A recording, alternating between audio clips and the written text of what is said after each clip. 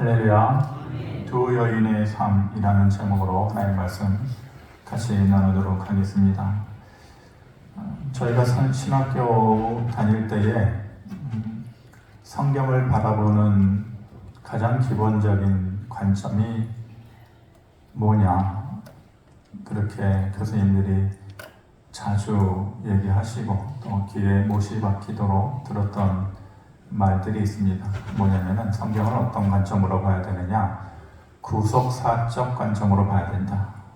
이것을 수도 없이 많이 들었어요. 우리는 그것이 익숙한 단어이지만은 여러분들에게는 그렇게 익숙하지는 않을 것이에요. 성경을 볼 때에 처음부터 끝까지 구속사적 관점으로 봐야 된다. 그것이 뭐냐, 어떤 관점으로 보는 것이냐, 쉽게 얘기하면 이런 것입니다.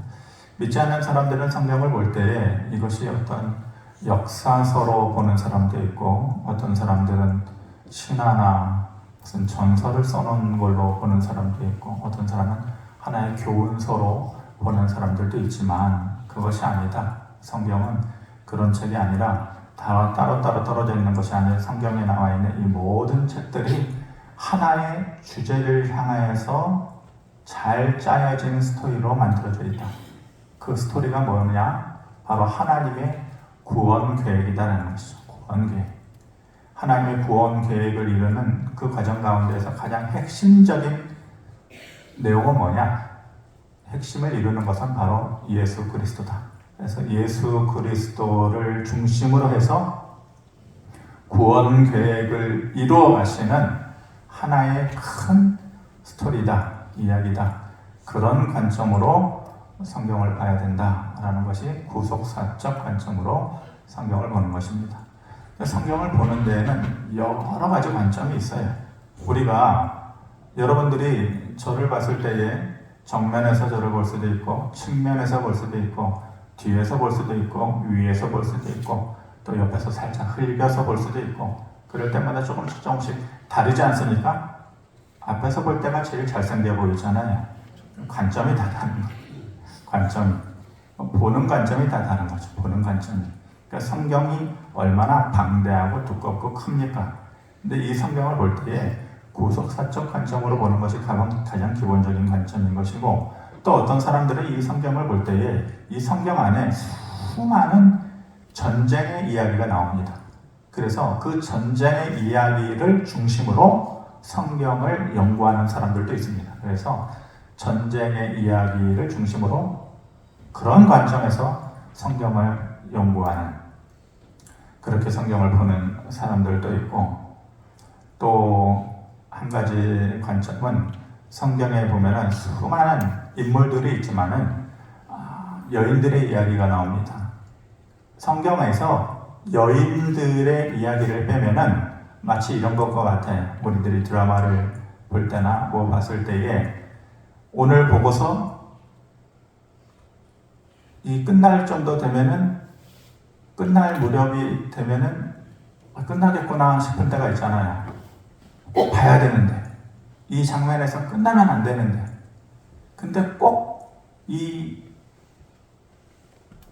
표현이 그분들한테는 좀 죄송하지만은 제가 이렇게 표현하는 것이 아니라 일반 사람들이 그렇게 표현한다 이거죠. 방송국 것들이 꼭 거기서 끝낸단 말이에요. 그러면서 내일의 것을 기대하게 만들어요. 내일이면 또 봐라, 이 시간에. 그런데 내일을 기다리고 있었는데 그것을 할 줄 알았더니 무슨 선거 방송을 한다, 투표를 한다. 나는 그거 보고 싶지 않고 그 드라마를 보고 싶은데 그러면서 안 해준단 말이에요. 그러니까 후속편이 없는 드라마. 이건 너무 우리를 막 안달나게 만드는 거죠. 그러니까 여인들의 이야기가 빠져있는 성경 이야기는 마치 그런 것과 같다. 후속편을 기다리고 있는데 후속편이 없는 드라마와 같은, 흔히 하는 얘기로 안고 없는 진단과 같은, 그러니까 여인들의 이야기가 성경에 많이 나와 있습니다. 여인들의 존재가 그만큼 대단하다는 것이죠.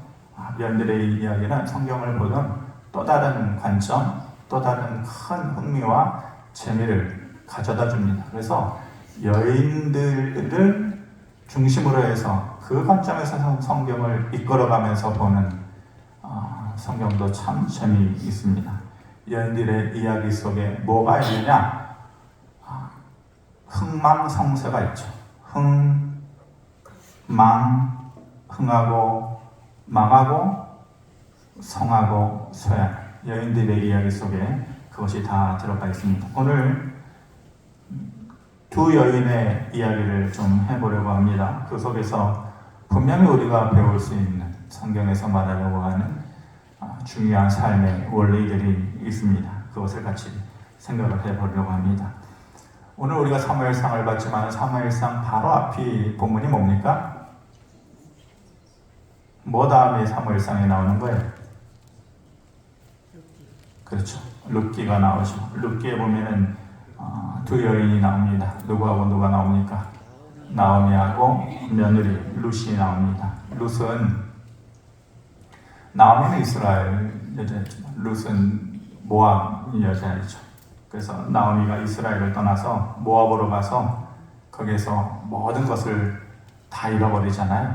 거기 가가지고 좀 잘 살아보겠다고 모압으로 이민 갔는데 이민 간 곳에서 다 잃어버려요. 누구누구를 잃어버려요? 남편 엘리멜렉을 잃어버리고 두 아들 다 잃어버리죠. 그러니까 수중에 있는 것을 다 잃어버린, 남편도 잃어버리고 두 아들 말론과 기론이라고 하는 두 아들도 다 잃어버리게 되는 것이죠. 며느리 룻이 이제 나오미가 빈손 털터리로 이제 이스라엘로 유다 땅으로 돌아오려고 할 때에 그 나이 먹어서 돌아오는 시어머니에게 기대할 것이 없잖아요. 요즘이야 여인들이 여건이 신장이 돼서 뭐 나이 들어도 능력 있으면은 얼마든지 남자들을 부리면서 이렇게 살 수 있는 시대이지만은 과거에는 그렇지 않았고 우리나라도 그렇고 이스라엘은 더더욱 그랬습니다. 그러니 기대할 것이 없는데 룻이 이방 여인인 룻이 아무것도 없는 시어머니 나오미를 쫓아오잖아요. 두 가지 마음 때문에 그런 것이죠. 어떻게 나이 든 시어머니 혼자 보냅니까? 안타까운 마음에서 솔직히 혹이죠. 혹. 자기에게도 시어머니가 혹이고 자기는 젊었으니까 혼자라면 이 땅에서 살든 저 땅에서 살든 어떻게든지 살아갈 수 있을 텐데 시어머니 따라가면은 더 절망적인 거예요. 더 희망이 없는 거죠. 그럼에도 혼자 떠나가는 시어머니 볼 수가 없는 것이에요. 그래서 룻기 1장 16절에 보면 뭐라고 얘기합니까? 나오미가 나 볼 거 뭐 있냐? 너 혼자 살아가라. 시아버지 잃고 남편 잃고 이제 너와 나의 이 기구한 인생 내가 너를 어떻게 도와줄 방법이 없다. 너라도 혼자 잘 살아가라.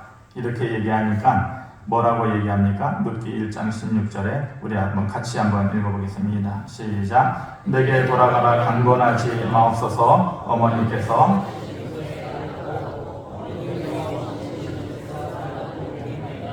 어머니의 백성이 나의 백성이 되고 어머니의 하나님이 나의 하나님이 되시리니 이렇게 얘기합니다.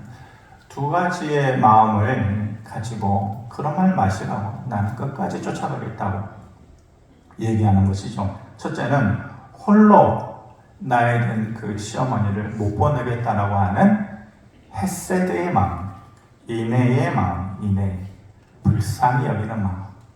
그리고 또 한 가지는 당신의 하나님을 나도 섬기겠다라고 하는 믿음의 마음이죠. 사실 모압 땅에도 몰렉이나 혹은 그 몰록이라고 하는 그들이 섬기는 신이 이미 있어요.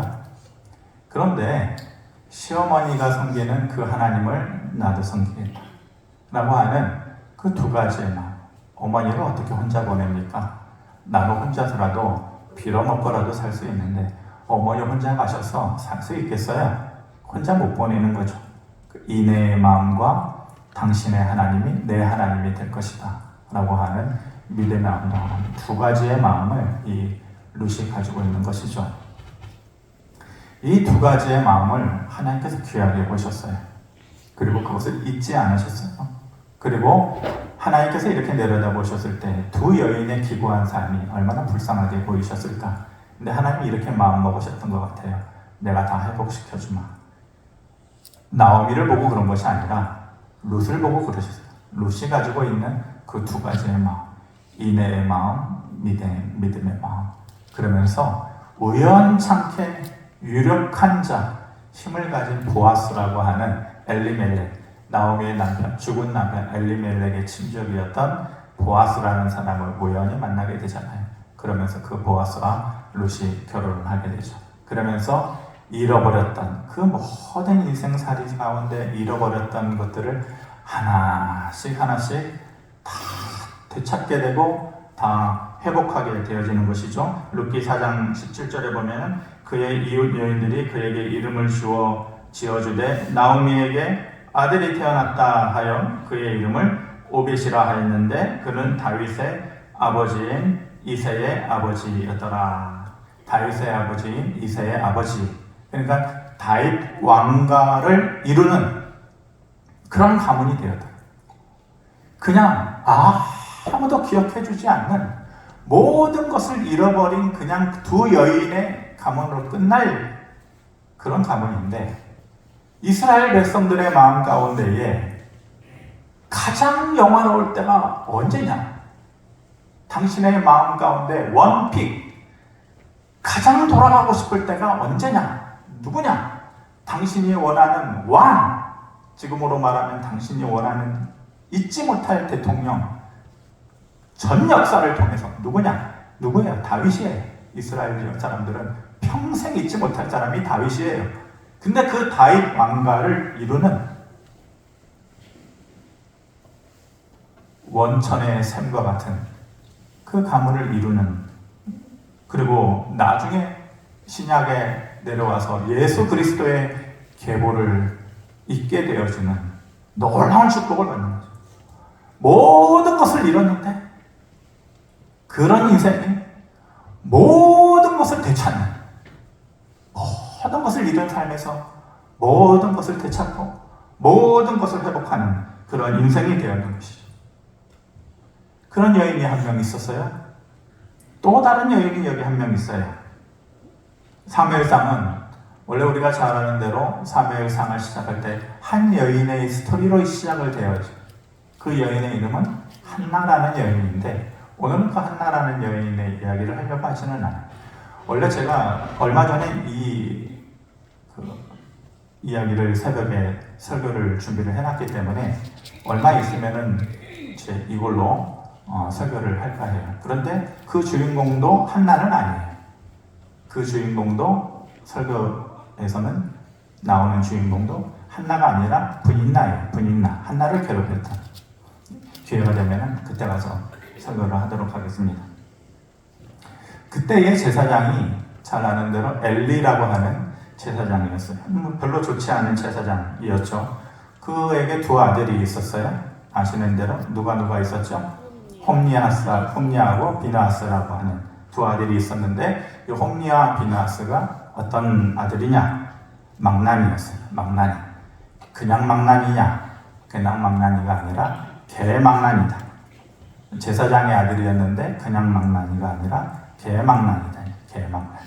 회막에서 수종드는 여인들을 함부로 겁탈하고 하나님께 드리는 제물을 자기 마음대로 드린 후에 가져가야 될 것을 무슨 소리냐? 나에게 먼저 갖고 와라.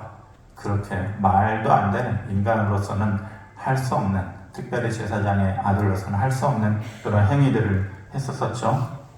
그런 차에 이 이스라엘에 엘리가 제사장으로 있었을 때에 국가적인 위기가 찾아옵니다.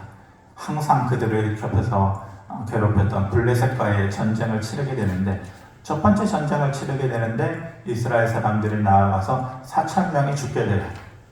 그래 이스라엘 사람들이 깜짝 놀랐죠. 어떻게 우리가 질 수가 있느냐? 전쟁이야 이길 수도 있고 질 수도 있죠. 그런데 그들이 전쟁을 친 이유를 어디서 찾느냐?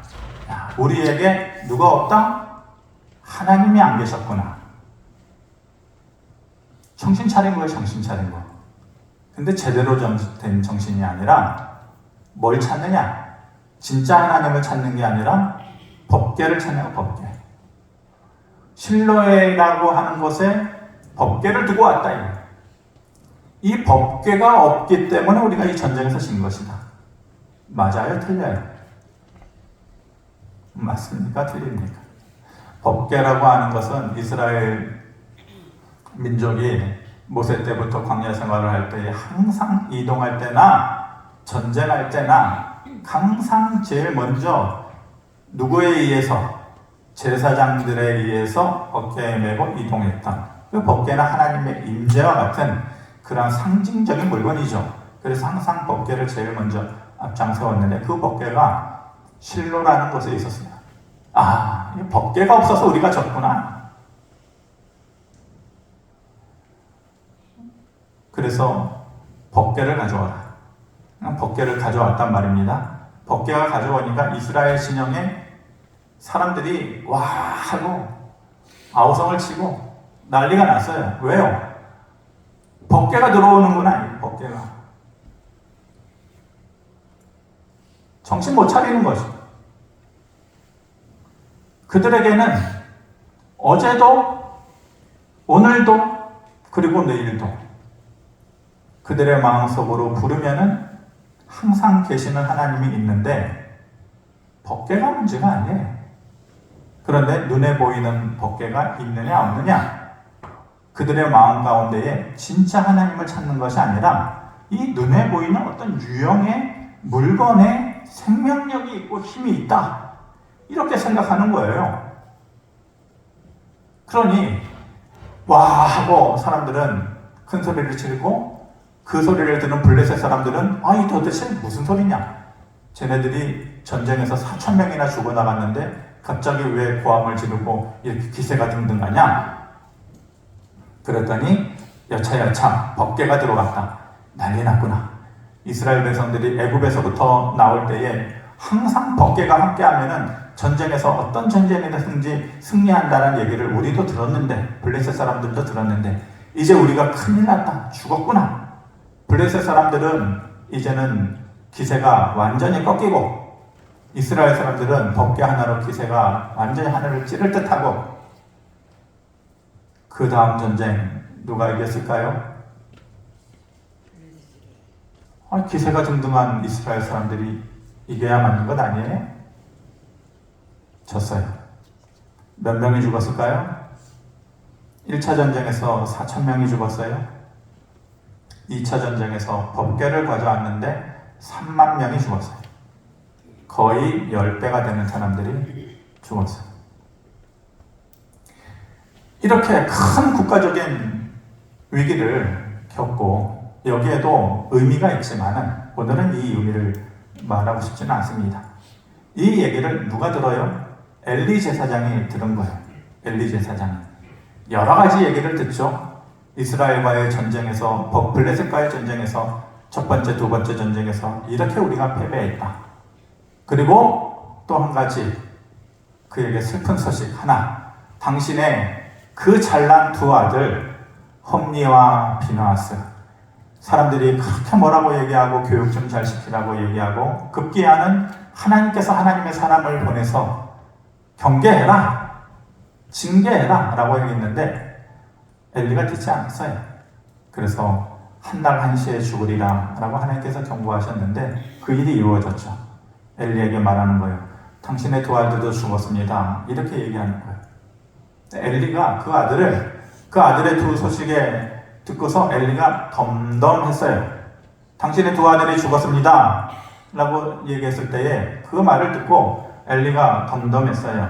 그러는데 엘리가 또 하나의 큰 충격을 받죠. 그것이 무슨 얘기냐? 사무엘상 4장 17절 말씀입니다. 같이 봅니다. 시작. 당신의 두 아들 홈리와 비느하스도 죽임을 당하였고 하나님의 궤는 빼앗겼나이다. 하나님의 궤를 말할 때에 엘리가 자기 의자에서 뒤로 넘어져 문 곁에서 목이 부러져 죽었으니. 무엇을 말했을 때? 당신의 아들이 죽었습니다 라고 얘기했을 때에 덤덤했어요. 그런데 하나님의 궤를 말할 때에 엘리가 뒤로 넘어져 40년 동안에 장기 집권하고 있었던 그 엘리 제사장이 목이 뒤로 넘어져서 목이 부러져서 죽게 되었다. 2중보, 3중보, 사중고를 겪게 되는 거죠. 나라는 전쟁에서 지고 두 아들은 죽어나가고 더더군다나 하나님께서 함께 하신다라고 하는 그 상징적인 하나님의 언약궤, 법궤를 블레셋에게 빼앗겼다라는 것이죠. 이 소식을 누가 듣느냐? 한 여인이 들어요. 비느하스의 아내, 그 죽은 아들 비느하스의 아내가 그 소식을 듣죠. 19절에 보니까 그 며느리 비느하스의 아내가 임신하여 해산 때가 가까웠더니 하나님의 궤를 빼앗긴 것과 그의 시아버지 남편이 죽은 소식을 듣고 갑자기 아파서 몸을 굽혀 해산하게 되었다. 갑자기 해산하게 된 거예요. 몸을 구부리면서. 그러면서 이 여인이 이 아이를 낳고 죽게 돼요. 그 과정에서 그 출산을 도와주던 옆에 여인들이 얘기를 하죠. 걱정 마세요. 아들을 낳게 됐어요. 아들을 낳았다고. 그랬더니 20절에 보니까 뭐라고 얘기하냐면은 이 비느하스의 여인이 아무 대답도 아니었다. 그리고 관념하지도 않았다. 이게 무슨 말이냐면은 관심도 없었다. 몇 살에 낳았는지는 모르겠지만은 힘겹게 아들을 얻게 됐는데 그러면서 괜찮아요. 당신의 아들을 건강하게 출산하게 되었어요. 옆에서 사람들이 위로를 해주는데 관념하지 않았다. 무슨 말이냐? 아무 관심도 없었다. 아무 대답도 하지 않았다. 그러면서 마지막에 죽어가면서 한마디 말을 툭 하고 내뱉겨 죽죠. 한마디 말을 툭 하며 죽어요. 이 여인이 마지막 내뱉은 한마디의 말, 그게 뭐냐? 이가봇 하고 죽은 것. 21절에 이르기를 영광이 이스라엘에서 떠났다 하고 아이 이름을 이가봇이라 하였으니 이 아이 이름을 이가봇이라 해요. 하나님의 영광이 떠난 인생이다. 하나님의 궤가 빼앗겼고 그의 시아버지와 남편이 죽었기 때문이다. 하나님의 영광이 떠났다. 이가봇 그리고 시아버지와 남편이 다 죽었다. 그래서 그 낳은 아들의 이름을 이가봇이다 이렇게 지었어요. 두 여인 바로 룻기와 사무엘상은 바로 연결이 되죠. 바로 직전에 나온 그 룻기에 나와 있는 나오미와 룻에서도 똑같은 장면이 이루어지잖아요. 시아버지 엘리멜렉이 죽어요. 두 아들이 죽어요. 말론과 기론이라고 하는 상황이 비슷하잖아요. 마치 두 개의 스토리를 딱 붙여놓은 것처럼 시아버지도 죽고 두 아들도 죽고 상황은 똑같아요. 그런데 한 여인은 그 인생 끝자락에 잃어버렸던 모든 것을 하나씩 하나님께서 다시 찾아주고 다시 회복시켜 주시는 그런 인생을 산 반면에 바로 뒤에 나온 비느하스의 아내는 그 인생의 끝에 누리고 있었던, 가지고 있었던 모든 것을 하루아침에 다 빼앗겨버리는 그 두 여인의 삶이 어쩜 이렇게 다를까요? 앞에 여인은 이제 내 인생이 끝났구나. 내가 누구에게 도움을 주고하고 내 인생을 누가 바꿔놓을 수 있을까? 그렇게 눈물로 밤을 지새우던 여인이었는데 그 인생의 끝을 하나씩 하나님께서 다 채워놓고 회복시키는 인생이 되었는데 뒤에 나오는 비느하스의 아내는 40여 년 넘게 누리고 있었던 모든 것을 시아버지 죽고 남편 죽고 누리고 있었던 모든 것을 하루아침에 단절된 모든 것을 잃어버리게 되는 그런 인생을 살게 되는 거죠. 얼마 전에 제가 마크 트웨인의 그 아이들 그 왕자와 거지 얘기 잠깐 소개를 해드렸었죠. 성경에서 그런 삶을 살았던 갑자기 하루아침에 거지에서 왕자가 되고 또 왕자에서 거지가 되고 그런 인생, 그런 인물 찾으라고 하면은 갑자기 하루아침에 그런 인물 누가 있을까요? 연상되는 인물이 있을까요? 그런 인물을 요셉도 될 수 있죠. 다윗도 될 수 있어요. 하지만 그거보다도 더 생생하게 동전의 양면을 다 생생하게 경험한 인물이 있어요. 다윗은 바닥에서 끝으로 올라갔잖아요. 요셉도 바닥에서 끝으로 올라갔잖아요. 그러니까 거지에서 왕자에서 다시 거지가 된 인생은 아니에요. 그러니까 거지에서 왕자가 됐다가 다시 왕자에서 거지가 된 사람이 있어요. 연상되는 인물 없어요? 사울이. 원래 소치고 양치던 목동이에요, 사울이. 그러니까 가장 하층민의 삶이었죠. 그런데 이스라엘의 1대 왕이 됐어요. 사무엘상에서 조금만 더 지나가면 사울 왕이 되는 장면이 나오는데, 그가 소심한 사람이에요. 네가 왕이 되리라 했더니 뒤에 숨어있던 사람이에요. 그런 자예요. 그런 지도자예요. 그런데 이 사울이 전쟁에 나갈 때마다 암몬을 이기고 모압을 이기고 블레셋을 이기고 전쟁에 나갈 때마다 이겼다는 거예요. 전쟁에 나갈 때마다. 이유가 뭐냐? 사무엘상 10장 10절에 그들이 산에 이를 때에 선지자의 무리가 그를 영접하고 하나님의 영이 사울에게 크게 임함으로 그가 그들 중에서 예언도 하고, 하나님의 영이 크게 임하니 사울의 삶이 완전히 딴판이 되는 삶이 되었다. 이게 이유가 뭐냐? 나갈 때마다 이기게 된 이유가 뭐냐? 뭐예요? 이가봇의 삶이 아니라, 하나님의 영이 떠난 삶이 아니라 하나님의 영이 임하니 그 시점부터 이 사람의 삶이 달라진 거예요. 그 소심쟁이 사울이, 양치도 소치던 그 사울이 달라진 거예요. 그런데 그렇게 해서 하루아침에 거지에서 왕자가 됐어요. 그런데 왕자가 끝까지 되고 왕자에서 죽음을 맞이하면 얼마나 좋아요.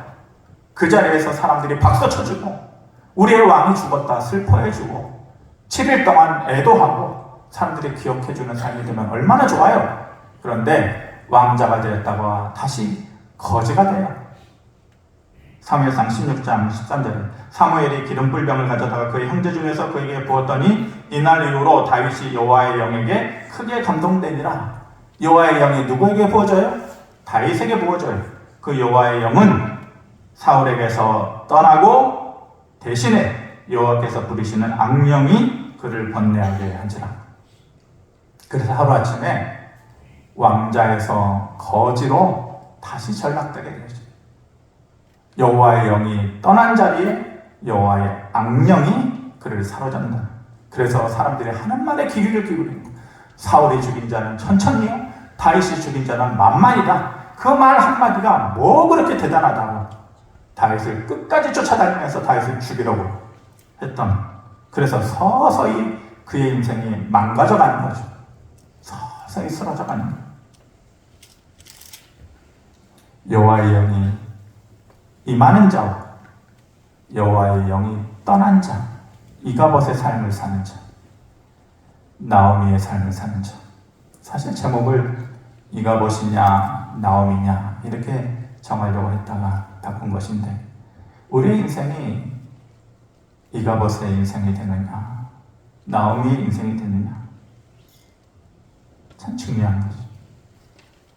우리 젊었을 때에는 지킨다라고 하는 의미를 아마 잘 모를 거예요. 저도 뭐 젊은 층에 속하지만, 근데 나이가 든다, 인생의 경험이 풍부해진다라고 하는 것은 더 깊이 알아가는 거죠. 젊은 사람들이 깨닫지 못하는 것을 더 깊이 알아가는 거예요. 젊었을 때는 겉만 핥게 되는 거죠. 내가 안다라고 하는 것이 깊지가 않아요. 인생을 안다라고 하는 것이 경험이 많지 않기 때문에. 근데 나이가 든다라고 하는 것은 인생을 깊이 아는 거죠. 깊이. 젊었을 때는 다 지킬 줄 알아요. 내가 힘으로 다 지킬 줄 알아요. 내가 만들어 놓은 내 건강도 지킬 줄 알고, 내 물질도 지킬 줄 알고, 내 주변의 사람들도 영원히 내 곁에 있을 줄 알고, 다 그렇게 생각을 해요. 그런데 나이 든다라고 하는 것은 그것이 헛되다라고 하는 생각을 제대로 가지는 거예요. 비로소 그것을 느끼고 깨닫는 거예요. 나이 들면서 그것이 허무한 것이구나. 의미 없는 것이구나. 건강도 내가 지킬 수 없고 물질도 내가 지킬 수 없고 내 주변의 사람들도 언제라도 구멍 빠진 독처럼 언제라도 빠져나갈 수 있는 것이구나 라는 것을 깨닫는 것이 나이 듦이에요. 그 나이 듦이라는 것이 그걸 깨닫는 것 아니겠어요? 근데 나이가 들었는데 내 건강은 내가 지킬 수 있다. 내 물질도 여전히 내 지갑 안에 있을 수 있고 내 주변 사람들도 여전히 내 곁에서 내가 정승 노릇하면 여전히 내 곁에서 있을 수 있다. 이것은 제대로 나이 듦이 아니에요. 진짜 나이 듦이라는 것은 이것이 지켜지는 것이 아니구나 라는 것을 비로소 깨닫는 것이 제대로 나이 듦이에요. 하나님의 백성은 하나님의 영광이 떠나면은 아무것도 할 수가 없어요. 이것을 제대로 아는 것이 우리는 믿음이라고 합니다. 이것을 깨닫지 못하는 것은 믿음이 없는 거예요. 하나님의 백성으로 살고 주일마다 교회 문을 열고 들어와서 이 자리에 앉아있는 이유는 그것을 깨닫기 위함이에요. 내가 하나님의 나라의 백성으로 살면서 하나님의 영이 크든지 적든지 내 안에 자리 잡고 있는 것, 그것이 내 생명을 지켜주는 수단이 생명줄과 같은 것이다 라고 느끼는 것이 믿음인 것이에요. 어디에서 믿음을 찾아요? 하나님의 영이 떠나면은 우리는 행사할 때에 바람 넣어서 흔들리는 그 풍선, 거기에서 바람 빼면은 그냥 한순간에 스르르 하고 꺼져버리는 그 풍선과 같은 것이죠. 우리의 존재가 바로 그런 것이 한순간에 엘리의 삶이 됩니다. 40년의 엘리의 삶이 다 무너져. 그래서 하나님께서 뭐라고 말씀하셨어요? 엘리가 제사장인 가문이에요. 하지만 너의 뒤에 나오는 자는 늙은이가 없을 것이다. 그 당시에 사람들에게 가장 큰 축복은 오래 사는 거예요. 오래 살면서 땅을 차지하는 거예요. 그런데 하나님께서 뭐라고 말씀하셨냐면 너의 가문에 나오는 자에게 이제는 늙은이가 없을 것이다. 그리고 제사장 가문이지만 너의 가문에서 나오는 자가 떡 한 덩이를 구걸할 것이며 제사장 되기를 구걸할 것이다. 근데 그 일이 그대로 이루어지는 거예요. 하나님의 영이 떠나면 이가봇의 삶이 되면 우리의 삶이 하루아침에 그렇게 되는 거예요. 반대의 삶이 있어요. 이가봇의 반대말이 뭐냐면은 한번 따라해 봅시다. 쉐키나. 욕 비슷하지만은 입술에 좀 힘을 주고 한번 따라해 보세요. 이가봇은 좋은 말 아니니까 따라할 필요가 없어요. 쉐키나는 뭐냐면은 하나님께서 여기 임재해 계신다. 하나님의 영광이 이곳에 가득하다. 이런 뜻이에요. 그러니까 좋은 말은 따라하면은 은혜가 되겠죠. 따라해 봅시다. 쉐키나. 반대가 쉐키나예요. 하나님의 영광이 머무는 삶. 하나님의 임재가 나에게 있는 삶. 너가 믿으면 나서라고 죽을 때 예수님께서 그의 누이들한테 얘기했어요. 너가 믿으면 하나님의 영광을 보리라. 그때 얘기했던 것이 바로 이 샤키나거든요. 하나님의 영광을 보리라. 모든 것을 잃어버리는 삶이 아니라 이가봇의 삶이 아니라 우리의 인생이 나오미의 삶으로 되어지기를 바랍니다. 우리의 인생이 이가봇의 삶에서 쉐키나의 삶이 되기를 바랍니다.